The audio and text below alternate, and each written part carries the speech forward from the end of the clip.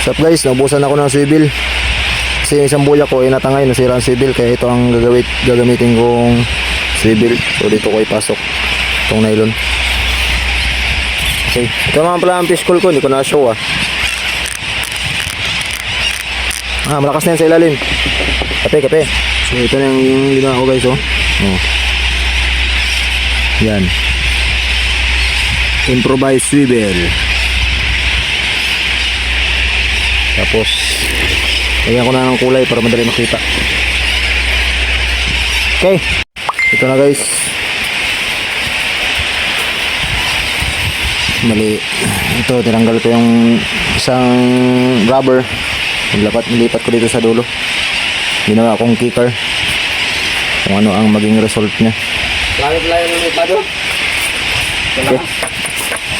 Abot yung sago. Ito mo naman. Update.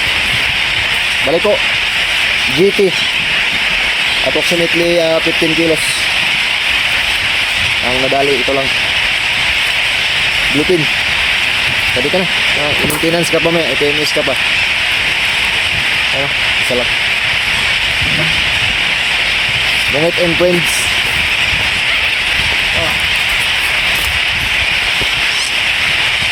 Ito mo ito? Uli ko guys. Walang makayanan sa maghapon.